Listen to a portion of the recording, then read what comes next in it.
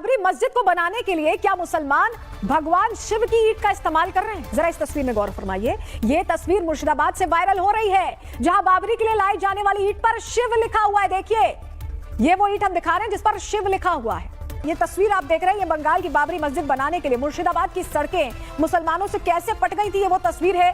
दूर दूर तक नजर दौड़ा कर देखिए तो मुसलमानों की ये भारी भीड़ बाबरी बनाने के लिए निकल पड़ी थी। ये देखिए, और इस भीड़ के हाथों में आपको क्या नजर आ रहा है, जरा गौर करके देखिए इस तस्वीर को। देखिए, जहां महिलाओं के हाथ में ईंट है, बच्चों के हाथ में ईंट है, क्या युवा क्या बुजुर्ग, सभी मुसलमान ईंट पत्थर लेकर बाबरी बनाने के लिए निकल पड़े। इन ईंटों को लेकर बाबरी बनाने के लिए निकले मुसलमानों का क्या कहना है, वो भी सुन लीजिए जरा। देखिए, सिर्फ ईंट पत्थर ही नहीं बल्कि बाबरी बनाने के लिए मुसलमान पैसों की बारिश भी कर रहे हैं। बाबरी के लिए जमकर चंदा इकट्ठा किया जा रहा है और इसके लिए बकायदा ऑनलाइन पेमेंट्स ली जा रही हैं, दान पेटियां लगा दी गई हैं, क्यूआर कोड से पेमेंट रिसीव किया जा रहा है, यानी हर तरफ से पैसे जोड़े जा रहे हैं, ईंटें जोड़ी जा रही हैं। वो तस्वीर हम आपको दिखा रहे हैं। और अब तक बंगाल में बनने वाली इस बाबरी के लिए करीबन 3 करोड़ रुपए का चंदा इकट्ठा किया जा चुका है। ये वो तस्वीरें हैं जहां बाबरी के लिए इकट्ठा किए गए चंदे को गिना जा रहा है। खबर है कि इस चंदे की रकम अब 3 करोड़ से ज्यादा हो चुकी है।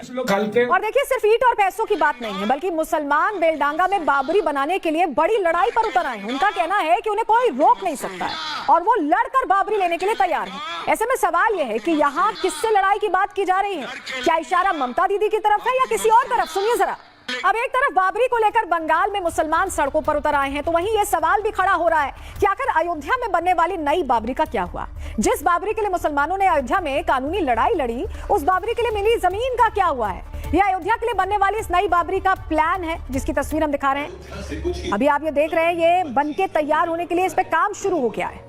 तो अयोध्या में नई बाबरी बनाने के प्लान का क्या हुआ, इस सवाल का जवाब आपको 2 तस्वीरों के जरिए देते हैं, ज्यादा बेहतर समझ में आएगा। एक तरफ आपको बंगाल में बनने वाली बाबरी के लिए इकट्ठा किया जा रहा चंदा दिखाई दे रहा है। चंदा बड़े पैमाने पर इकट्ठा किया जा रहा है, जिसकी कीमत करीब 3 करोड़ रुपए तक पहुंच चुकी है।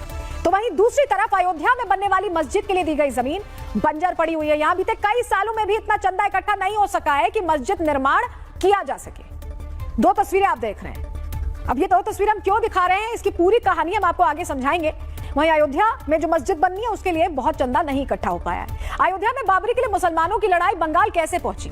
हुमायूं कबीर ने बाबरी निर्माण का बीड़ा उठाया है। बाबरी के लिए हो रही चंदे की बारिश कैसे, हमने आपको दिखाया। बाबरी चंदे के लिए अपीलों का दौर चल रहा है, क्यूआर कोड्स लगाए गए हैं, अलग अलग जगह अपीलें की जा रही है। मस्जिद बनाने के लिए अब तक 3 करोड़ रुपए इकट्ठा हो चुके हैं। बाबरी के नाम पर बम्पर कलेक्शन हो रहा है, ये ध्यान रखिएगा, ये बाबरी शब्द के नाम पर बम्पर कलेक्शन चल रहा है। वहीं अयोध्या वाली मस्जिद भी चर्चा में आ गई है। अयोध्या में बनने वाली मस्जिद के लिए कितना चंदा होगा?